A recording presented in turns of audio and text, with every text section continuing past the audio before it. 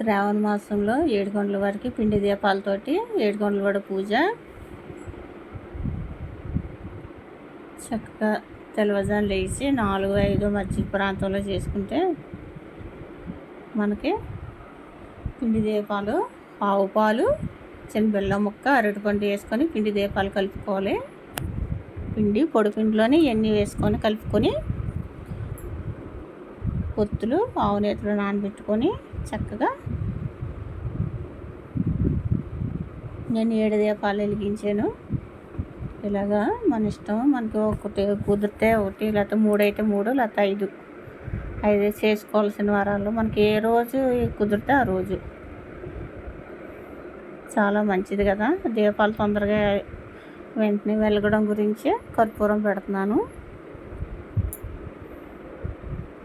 మనకి ఇలా చేసుకుంటే పూజ మనసుకి ఎంతో ప్రశాంతతను ఇస్తుంది కదా.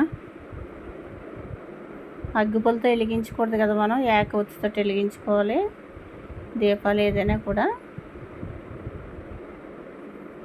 చక్కగా దేవుడు ఆశీర్వాదం అందరి మీద ఉండాలని మనస్ఫూర్తిగా కోరుకుంటూ దీపాలు వెలిగించుకోండి.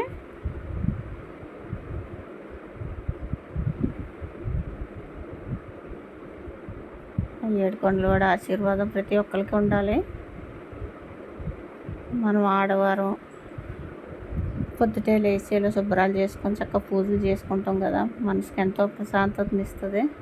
ఆ దీపాలు చూస్తూ మనం అలా 2 నిమిషాలు చూస్తే చాలా అలాగా కళ్ళు తెరిచి చేతులు జోడించి మనస్ఫూర్తిగా దీపాల వంక అలా చూస్తే మనసు ఎక్కడికో వెళ్ళిపోతే చక్కగా చాలా ప్రశాంతతని ఇస్తుంది అన్నమాట. మనకి చాలామంది పూజలు ఇష్టపడతారు కదా, నేనైతే చాలా శ్రద్ధగా చేసుకుంటాను. మా పిల్లలకి కూడా నేర్పాను, అలాగే మా పిల్లలు కూడా చక్కగా శ్రద్ధగా చేసుకుంటారు పూజలు అంటేనే. చక్కగా చేస్తారట మాకు అమ్మాయిలు, 2 అమ్మాయిలు బాగా చేసుకుంటారు పూజలు అయినా. పసుపు కుంకుమ అక్షింతలు పువ్వులు అన్నీ వేసి పూజించి నైవేద్యానికి మన ఇష్టం, కొబ్బరికాయ ఉంటే కొబ్బరికాయ, బెల్లం ముక్క ఉంటే బెల్లం ముక్క ఏదైనా పెట్టుకోవచ్చు, అరటిపండు. మన భక్తి ముఖ్యం, మనకి ప్రసాదాల అలంకరణకి మనకి భక్తి, మన మనస్ఫూర్తిగా దండం పెట్టుకోవడం ముఖ్యం. మనకి ఏది ఉన్నా చాలా దేవుడు స్వీకరిస్తాడనమాట. ఇదే కావాలని ఉండదు కదా మనకి. ముందు మనకి పూజ ముఖ్యం అన్నమాట. గోవిందనామాలు చదువుకుంటూ పూజ అయిపోయాక గోవిందనామాలు చదువుకొని కొబ్బరికాయ కొట్టేసుకొని చక్కగా 2 నిమిషాలు అక్కడే అలాగ పూజ అయిపోయాక 2 నిమిషాలు కూర్చుంటే మనసు ఎంతో ప్రశాంతం ఇస్తుంది. ప్రశాంతంగా చక్కగా ఇంట్లో కూడా మనకి పాజిటివ్గా నెగిటివ్ ఎనర్జీ, నెగిటివ్ థింకింగ్ పోద్ది అనమాట. మనకి ఇంట్లో కూడా అంతా ప్రశాంతంగా ఉంటుంది. మనకి ఇల్లు వాతావరణమే మారిపోద్ది కదా మన ఇంట్లో ఇలా పూజలు చేసుకుంటేనే. అన్ని గదుల్లో సాంబ్రాణి పొగ వేసుకొని చక్కగా రైతులపై తులసి కోటగా దీపం పెట్టుకొని బయట గడప కాడ ముగ్గులు పెట్టుకొని తెల్లవారుజామున గడపల కాడ కూడా ఇలాగ పిండి దీపాలు పెట్టుకుంటూ గడపల కాడ ముందు గడప పూజ చేసేసుకొని దీపాలు పెట్టేసుకుంటే తర్వాత ఇంట్లో లక్ష్మీదేవిని ఆహ్వానించడం అనమాట లోపలికి. అది వీడియో తీయలేదు, హడావిడి అయింది. బయట పూజ, గడప పూజ చక్కగా పూజ అయ్యాక కొబ్బరికి కొట్టేసుకున్నాం కదా. కొబ్బరికాయలో పువ్వు కూడా వచ్చింది మనకి, అలాగా శుభ సూచన అనమాట. అలాగా చక్కగా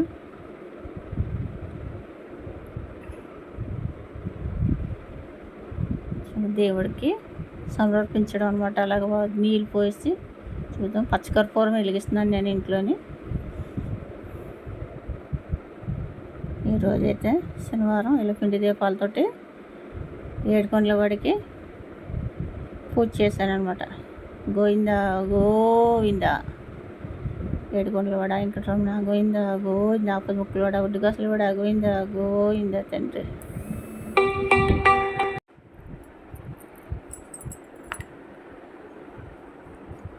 ఏడుకొండలవాడ వెంకటరమణ గోవింద గోవింద పద్మకులవాడ ఉడికసలవాడ గోవింద గోవింద.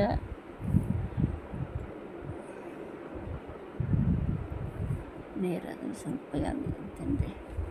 ఓం నమో నారాయణాయ తండ్రి. చక్కగా పూజ పూర్తయింది ప్రశాంతంగా.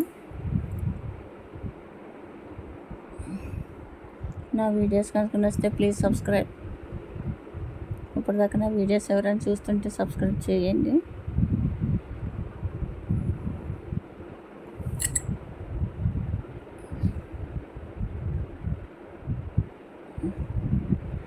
ఆ ఏడుకొండలవాడ ఆశీర్వాదం అందరికీ ఉండాలి. ఓం నమో నారాయణాయ. ఆ శ్రీనివాసుడు ఆశీర్వాదంతో